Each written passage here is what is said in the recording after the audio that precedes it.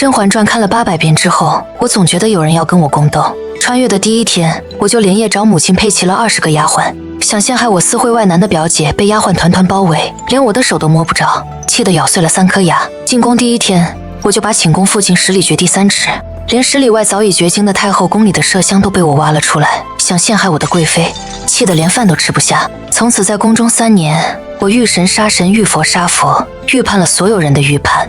直到小說主角皇帝的天命之女進宮，她柔柔弱弱地帶着我走到湖邊，想要扮演一出我陷害她的戲碼來吸引皇帝的注意。然而她拉着我的手往後一跌，臉上得意的表情卻活生生裂開了。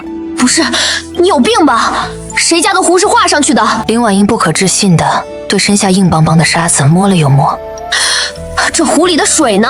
抽干了。我躲在宫女身後，理所当然的用帕子擦了擦手。湖這種地方可是栽赃陷害的高发地，我怎麼可能不填了它？不過皇上好像不太高興，他說沒見過誰家皇宮連個湖都沒有的。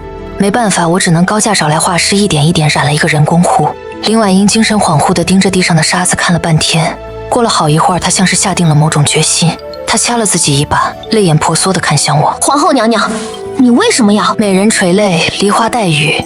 但我悠悠嘆了口氣，還是打斷她：別演了，皇上不會來了。自從建了這個人工湖，他從來都是繞着走。其實我覺得跟原來差不多的，不知道為什麼他就是接受不了。說完，我熟練地吩咐太監宮女們將他拉起來，又找了8個太醫確定他的身體狀況。在確保沒有任何遺漏之後，我精神抖擻地開始了今日的行程。首先，把我自己的宮裡抄檢一遍，花盆裡的土也拽出來扒拉扒拉。其次，把皇上和太後和貴妃的宮裡抄檢一遍，確定犄角旮旯沒放什麼麝香毒藥。我親手縫的巫蠱娃娃，雖然為了防止別人陷害我，我從不做女工，但是防人之心不可無。這一切做完之後，已經是中午了。派出去專門盯着林婉英的宮女跑回來，向我匯報說，林婉英還是跟皇上偶遇了，但皇上好像對她那和白月光7分相似的臉不怎麼感興趣，甚至十分厭煩。林婉英一臉莫名，不知道為什麼會這樣，但我知道啊。從沒入宮開始，我就打聽到皇上有一個早逝的白月光，在宮鬥文裡，這就是皇上心中的禁忌，是那個哪怕有3分像了他，皇上也會發瘋入迷不能自已的關鍵人物。所以我找了300個和他白月光相似的女人入宮，每天安排他偶遇一個。偶遇第一個的時候，皇上欣喜若狂，當場封為妃子；偶遇第2個的時候，皇上欣喜若狂，當場封為妃子；偶遇到第299個的時候，皇上他吐了，聽說他做夢都在求白月光放過他。所以林婉英長得像白月光，這第一步就輸了。但宮鬥文裡的女人從不認輸，她苦練驚鴻舞，決定在皇上的萬壽宴上大放異彩。我聽見她志得意滿地跟丫鬟說，這驚鴻舞可是失傳100年的驚世之作，今天我一定會引起皇上的注意，讓他被我驚豔。驚鴻舞確實難跳到失傳了，前朝唯有的幾個會跳驚鴻舞的舞姬，每一個都被人視若珍寶。何況林婉英身材極好，她一身紅衣站在大殿中間的時候，滿殿的燭火都被襯得有些暗淡。我拿着瓜子欣賞着她絕妙的舞姿，到最後瓜子都忘了吃。一舞畢，她款款向前行禮，柔美的露出纖細的脖頸，眼睛全是勢在必得。從來沒有一個男人能拒絕一個精彩豔豔的女人，皇帝更不能。但是林婉英半天沒等到皇帝欣喜若狂的聲音，她疑惑地抬頭，一抬頭就對上了皇上陰翳的目光。皇上他臉上一點欣喜都沒有，陰沉的要命，聲音裡全是質疑。前朝的舞都失傳這麼多年了，你怎麼會跳？說，你跟前朝逆賊是什麼關係？林婉英跪在地上，臉色煞白。她不明白為什麼她只是跳了一個舞而已，就被皇帝懷疑是前朝餘孽。我合上手裡的畫本子，深藏功與名。一般來說，宮鬥文女主都會有一項絕技，要麼是失傳已久的秀法，要麼是歌，要麼是舞。能失傳的東西太多了，我實在沒法預判，所以我乾脆找人寫了10個亡國公主復國的畫本子，然後買通皇上身邊的太監，每天給他念。這裡面幾乎囊括了所有的技能，但只有一個核心思想：會前朝失傳東西的人，他一定是前朝餘孽，是奸細，是危害他江山的殺手。其實我本來想寫100個的，但皇上實在生性多疑，10個已經足夠。林婉英被皇上身邊的侍衛拖了下去，雖然最後證實她只是為了爭寵收留了一個前朝的舞娘，但還是被皇帝把位分一擼到底，變成了最末等的才女。林婉英很是頹廢了一陣，她覺得這宮裡像是有什麼晦氣的東西盯着她。從她進宮開始，這一切都莫名其妙的。但宮鬥文裡的女人就是宮鬥文裡的女人，她很快又重整士氣，再用抄佛經假裝虔誠信徒，用太后回憶中重要物件勾搭太后無果，反而被打了一頓之後，他直接下藥睡了皇上。整個過程我聽得津津有味，驚嘆連連。直到2個月後，林婉英傳出了懷孕的消息。你們知道孩子在宮鬥文裡是什麼嗎？是女主連生位分的梯子，是栽贓陷害的重要手段，是直接能把皇后拉下馬的重大事件。100個宮鬥文女主裡面有99個都是通過生孩子上位的，100個宮鬥文裡有99個皇後都是因為被誣陷害沒了寵妃的孩子被廢的。林婉英瞬間覺得自己又行了，雖然皇上暫時只是把她從才女升為答應，但若她這胎是個皇子，那她的身價瞬間就不一樣了。她雄赳赳氣昂昂的找到2個高位分的妃子請求合作和庇護，不出意外被趕出來了，又小心的找人弄了一點點麝香，打算栽贓陷害。我去送贺禮那天，他的眼睛閃爍着戰鬥的光芒，簡直粘在了我身上。但我離他10米遠，幾十個宮女們圍成人牆擋在我們中間，就連說話都要靠人傳。吼了幾嗓子之後，他疲憊了，絕望了，放棄了。就在這時，我笑盈盈地送出了賀禮，看着门外隱約蓋着紅布的賀禮，他眼睛又瞬間亮了，柔柔弱弱，滿懷期待地看了過來。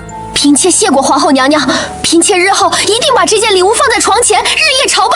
這次輪到我愣住了啊！放在床前，你確定嗎？他堅定點頭。嫔妾確定。好吧，我沒有強求，直接命人揭開了紅布。林婉英興奮地看過去，然而在看清紅布下的東西之後，她臉上的笑容凝滯了。一座用無數白玉堆積長3米、高2米的假山出現在所有人面前，表層還用白玉碎塊堆成了一個醜醜的福字。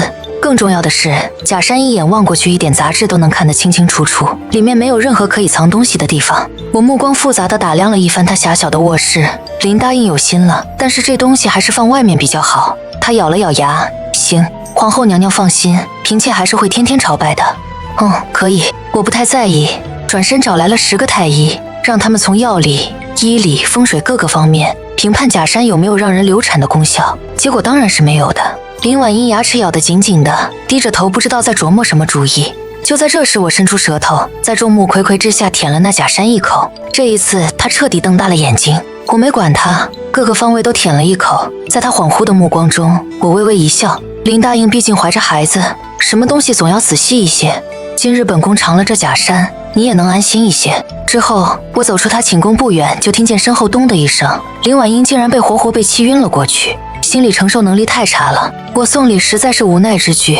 畢竟我是整個後宮所有孩子的嫡母，不送禮不太好看，而且皇上會有意見。但送禮吧，實在是容易被陷害。於是我就想到了送假山的主意。不管哪個嬪妃懷孕，我都會送一個同樣的假山。林婉英被氣暈這件事只是宮裡的小插曲，皇上不在意，太后不在意，我也不是很在意。不過聽說事後貴妃、淑妃、賢妃也學我分別送了一個假山過去。林婉英現在看見假山就想吐，她聲稱身體不舒服，謝絕了任何妃嬪的探訪，安安靜靜的在宮裡養胎。但我知道她肯定不會輕易放棄。果然臨近她生產的時候，我的下一節到了。林婉英她被餓暈了，孩子早產，產婆無故失蹤，她羊水破裂，奄奄一息。按照宮裡的規矩，有妃嬪生孩的時候，皇上、太后還有我都會到場。林婉英生孩子的時候也不例外。我迅速找來提前預備好的候補接生婆，又從太后那兒薅了2片人參過來救了她的命。最終林婉英順利地生了一對龍鳳胎。她生完孩子第一件事就是抱着孩子虛弱地跪在皇上和太后面前，聲淚俱下地指責我：皇后嫉妒臣妾有孕，在嫔妾懷孕的時候故意苛待臣妾，御膳房送來的皆是一些餿飯和饅頭。嫔妾本來想着能忍則忍，可今天皇后準備的產婆又在嫔妾最虛弱的時候失蹤了。皇后她擺明了是想要嫔妾和孩子的命啊！差一點，只差一點，嫔妾的孩子就見不到這個世界了。林婉英哭得梨花帶雨，傷心欲絕。她生的呢，又是一對可愛的龍鳳胎。對於很多皇帝來說，一個皇子就非常珍貴了，何況她生的還是2個。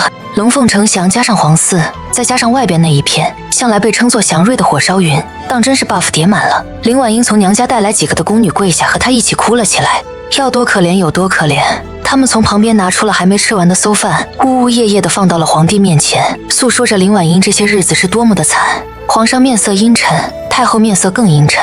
林婉英挺直了脊背，毫不畏懼地看向我：皇后娘娘，你有什麼想解釋的嗎？我搖搖頭，這件事我確實沒證據。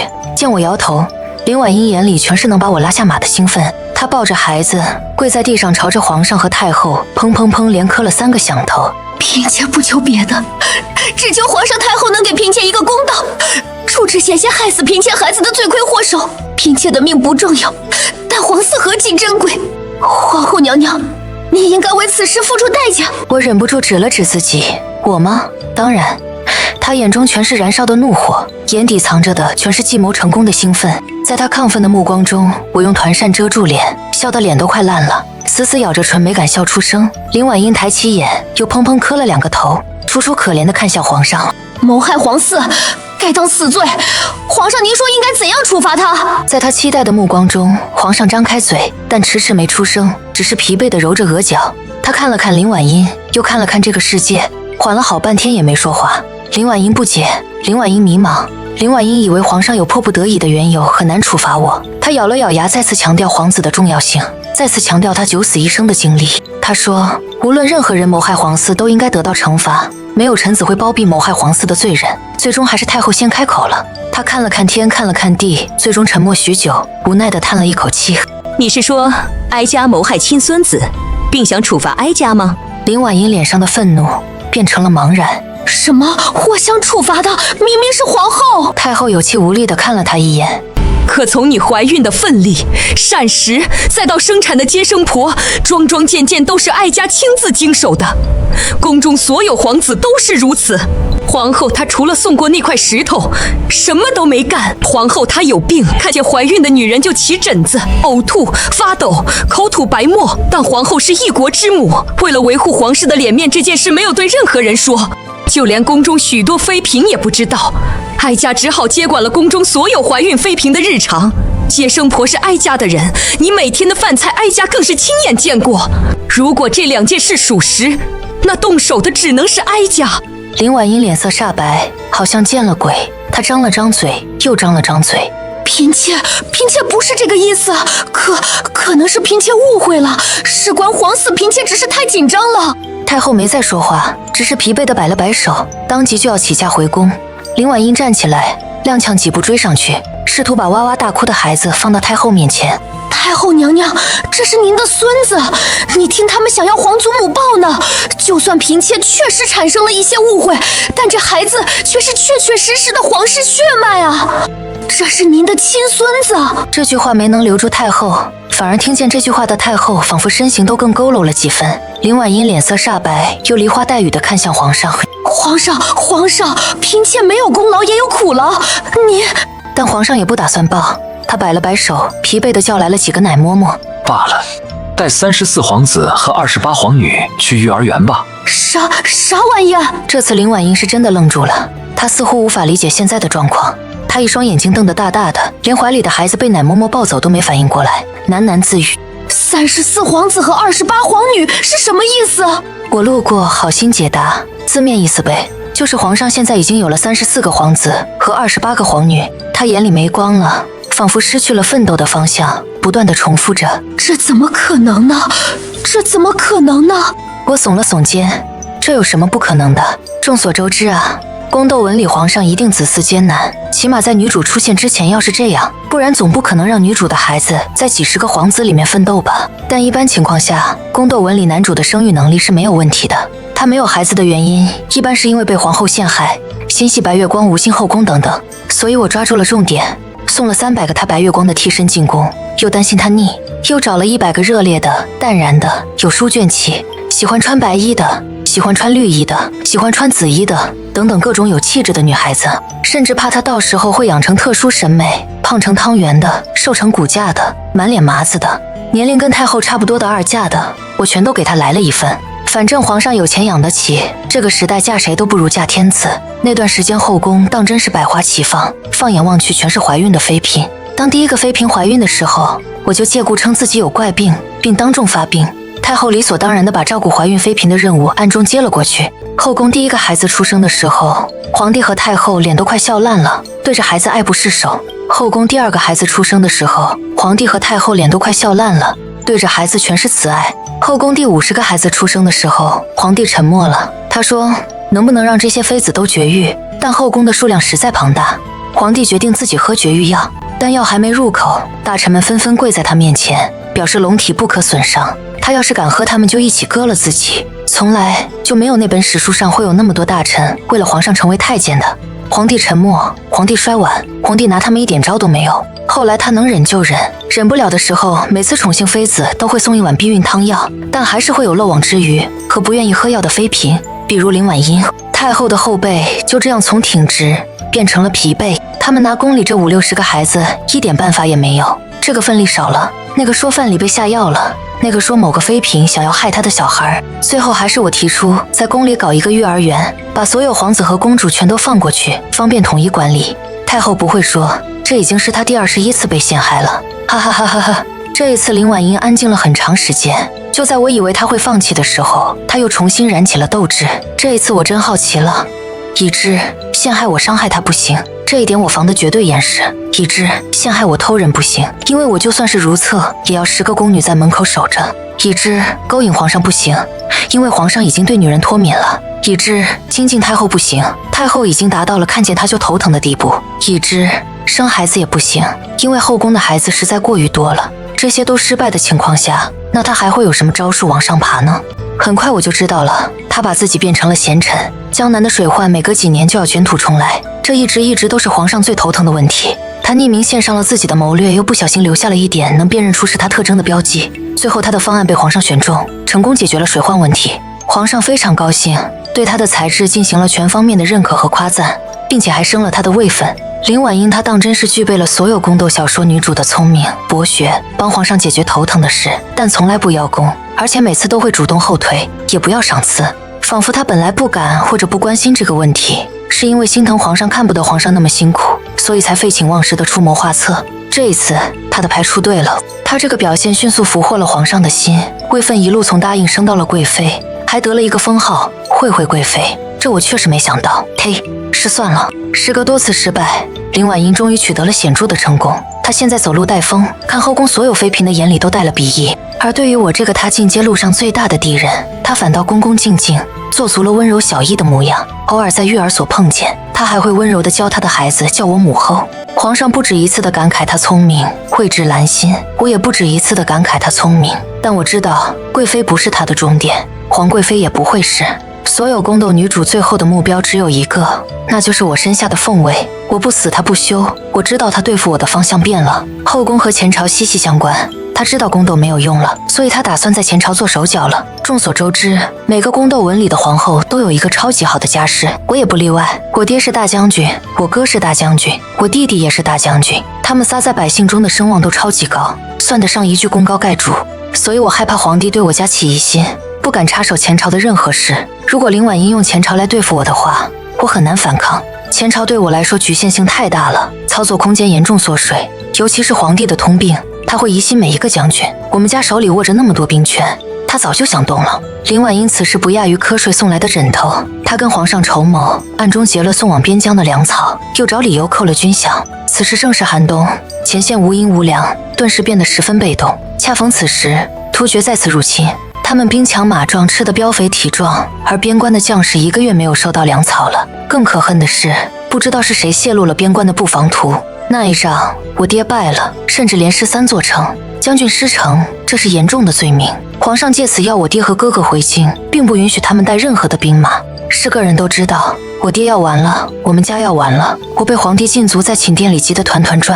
時隔2年，林婉英的臉上終於再次露出了得意。她穿着遠超貴妃規格的衣裙，興致盎然地來了我的宮殿。皇後娘娘，您這個樣子倒是少見啊！臣妾還記得當年你好得意啊，好像臣妾做任何事都是無用功。但現在，您說你爹還有你那2個哥哥的命能不能保住？你猜他們會是被腰斬，還是會被處以別的極刑？你放心，等到時候我會時時刻刻向你轉述你父兄的慘狀，絕對分毫都不落。幾天只吃清湯寡水的菜葉子，我的身體有點虛弱了。我面色蒼白地看了他一眼，一句話都沒說。他像只鬥勝的公雞，得意洋洋地走了。我爹回來那天，他更是愉悅公歸，穿着原本屬於我的鳳袍，在城門口嚴陣以待，還派了宮女給我實時轉達狀況。所有人都嚴陣以待，皇上更是興奮不已。但我爹他壓根沒回來。在任何一本宮鬥小說裡，被皇帝單槍匹馬召回的將軍，幾乎沒有一個能善終。我爹他有15萬大軍啊，他功高蓋主，在民間有超級多的民心。支撐他回來的無非就是對帝王的忠誠，還有對我這個人質的感情。我這個人質暫時有自保的能力，唯一的難題就是他對帝王的忠誠。因為先皇曾經對他有恩，所以我爹他非常愚忠，是個非常犟的老頭。他會為了先皇的恩情，甘願为了現在的皇帝送死。所以我告訴他，皇上根本不是先皇的血脈，他是冒牌貨。眾所周知，宮鬥文男主中許多都有一段難以觸碰的過去。正所謂知己知彼，百戰百勝。我深深知道自己的對手不是什麼妃子，而是那個掌握着我生殺大權的皇帝。反正多思考總不會出錯，所以我仔細研究過皇帝的人生。據我研究發現，皇帝他在12歲的時候因為生病出宮了，在那裡他遇上了心愛的白月光，他們在一起度過了好幾年。讓他們感情更加緊密的是皇帝15歲那年，宮中有妃子為了排除異己，派人去追殺他。當時所有伺候他的宮人全都死了，於是他和白月光逃亡幾個月，最終白月光為了給他擋箭身亡。所以在他12歲到16歲這整整4年，見過他的人全都死了。那他被追殺的時候死了，又被调包了，這件事不過分吧？那咱就是說，有沒有一種可能，當時那個皇子沒有死，而是不敢露面呢？因此在我派人去找皇上白月光那300個替身的時候，我就讓人留意了和皇上還有先帝相像的男人。我仔細查閱了先帝的一些習慣特徵，然後打造了一個新的皇上出來。他比皇上更像我爹記憶中先帝的樣子，各個方面都是。一開始看到我那些偽證的時候，我爹還不信，可直到他看見了這個男人，他和先帝同樣對桂花過敏，他和先帝同樣有遺傳的疾病，他的風姿很多地方都很像先帝。他無意地展示着自己這些年受的苦，被追殺的傷痕，無意地說出自己想要祭拜先帝，卻連遙望都不敢，只能看着那個家伙在宮裡作威作福。別管這招查不查，反正我爹信了。對一個皇上的嫁兒子，他還會忠誠嗎？我的確是很難干涉前朝，但我可以干涉我爹啊。我爹帶着15萬大軍對皇帝的身份表示出了嚴重的懷疑，尤其是見過那個可憐又堅韌追隨先帝遺志的皇子之後，所有人都懵了。皇帝為了陷害我爹，故意劫糧草和軍饷，這事吧，所有大臣都心照不宣。而那個皇子卻在戰亂中死死地守衛邊境，用生命守護百姓。他渾身是血，滿臉堅毅。父皇說過，犯我邊境者必誅，哪怕搭上我這條命，我都不能把城池讓給這些蠻夷。真假千金的事大家見過不少，真假皇帝大家還是第一回見。皇上他自己都懵住了，哪還有時間想着處理我爹或者處理我？他現在正到處找證據證明自己的身份。但就像上面說的，當年的人死得太乾淨了，就算有沒死乾淨的，我也讓他死乾淨了。他要能找到證據，算我那800遍《甄嬛傳》白看了。俗話說得好，蛇打7寸。他能光明正大的質疑，並且仇恨我爹功高蓋主的前提是，他得是那個主人。現在他都沒法證明自己合法的身份，這不就好笑了嗎？皇上在宮裡急得上蹿下跳，他去找林婉音，但林婉音甚至還沒反應過來發生了什麼，沒有辦法給他提供計策。他又來找我，求我證明他的身份。他可能是走投無路了，聲淚俱下的對我闡述着這些年的夫妻之情，想要以此來感動我替他作證。甚至為了給我出氣，連夜把林婉英再次一擼到底。林婉英的臉都綠了。但我知道，如果我今天答應了他，那麼過不了幾年，同樣的事還會重演。他還會再次對付我爹，對付我，對付我們全家。而且這件事我就是幕後黑手啊！我要答應他，那我這幾年不白幹了嗎？沒有這樣的道理。我禮貌地表示了自己和他不熟，遺憾地聲明了愛莫能助。他急了，聽說民間有種可以用骨頭驗親的法子，於是他在朝中提出要挖開先帝遺骨來證明自己的身份。這個法子據說是可行的，但是吧，皇子哥當眾流下了眼淚。我是假的，我承認我是假的。父皇，不，先帝他都死了，我求求你不要再打擾他的安息了。他踉蹌一步，朝皇陵的方向跪了下去。皇子的身份我不要了，我什么都不要了，只求你能讓我父皇。不，先帝好好安息，我寧願去死，也不可以動先帝的遺骨。他們倆一個想盡辦法證明自己的身份，甚至要挖自己老爹的骨頭；另外一個寧可不要身份，也要維護先帝的安眠不被打擾。瞬間高下立判。皇帝聽見他承認自己是假的，還沒高興2秒，聽見後面的話，他恨不得跪下一起磕一個。這一次，他才是真正的百口莫辯，他的頭都快炸了。這時，有人提出他宮裡養的那幾百個妃子，有人提出他那60多個孩子，他們譴責他這種行為，簡直就是窮奢極惡，不知廉恥。先帝後宮的妃子少，孩子也少，怎麼到他這就基因突變了呢？皇帝他百口莫辯，皇帝他啞口無言。皇帝他終於想起來，後宮還住着自己的親生母親，他決定當眾滴血驗親，然後我在水中放了清油，太后看着完全不融的2坨血，徹底懵了。她質疑地看了看皇上，又看了看那個渾身是傷的可憐皇子，然後尖叫一聲，水靈靈地暈了。所有人的目光都聚集在太後身上，她沒能第2次跟太後進行滴血驗親，大概是牆倒眾人推吧。這時發生了更糟糕的事，跟皇朝為敵了100年的突厥橫插一腳，說皇帝就是他們派過去的，說皇帝在此次戰役中給他們提供了布防圖。當然了，他們這樣說只是為了攪渾這趟水，並且看熱鬧，但大臣們全信了。一個皇帝為什麼要出賣自己家的將士呢？有什麼理由呢？他想說自己是為了誣陷我爹，收回兵權，但這話說出來，他也照樣沒有理。電視火光間，他突然想起來這個餿主意是林婉英出的。他當然不會怪當時發布命令並且行動的自己，他只會把所有錯處都推到林婉英身上。他把林婉英抓了起來，跟大臣們說這一切都是林婉英的挑撥，他是奸細，他要大義滅親，把林婉英和他生的孽種全部處死。林婉英之前從天堂掉到地獄，現在又從地獄直接墜到陰間，這次他終於沒有鬥志了。他知道自己今天逃脫不了死亡的命運，於是他大笑一聲，承認了自己是奸細，但同時他指認了皇上。他說皇上是他的同夥，不然皇上怎麼會按照他的話陷害大將軍和自己的将士呢？所有人都看見了，他之前可是差點當上皇後呢。皇上幾乎跳了起來，指着林婉英的鼻子：“不是，我根本就不是，你拽胡說！”林婉英哀婉凄轉地看了他一眼，突然大笑起來：“對，所有事都是我一個人做的。明聖，我愛你，你放心，我永遠都會保護你的。”說完，他義無反顧地撞柱而亡，只留下一地的腦漿和血。皇帝他更說不清了。我爹直接帶着15萬大軍，請這個血脈不清的皇帝認罪退位，他氣到爆炸。但面對15萬大軍，他根本沒有反抗能力。思前想後，他決定以死明志。當然不是真死，他服毒了，但是在心腹手裡留了解藥，只等半死不活證明自己的身份之後再解毒。但是我換了他的毒藥，怕不保險，我又換了他的解藥。總之這2樣東西沒有一樣是對的，一樣是劇毒，另一樣也是剧毒。於是他真死了。死前，他不可置信地看着那個藥瓶。我的解藥，誰換了我的解藥？朕還不想死，朕還不想死。他這2句話讓他以死明志這件事變得不那麼真實了。現在所有人還是搞不清誰是真正的皇帝。那個活着的皇子說，他也不想做皇帝，他回來只是為了能夠祭拜先帝，索性不如就找個先帝其他兒子的血脈，宗室的孩子上位算了，起碼那孩子真的是先帝的血脈。於是在我爹的舉薦下，我成了太後，開始撫養小皇帝。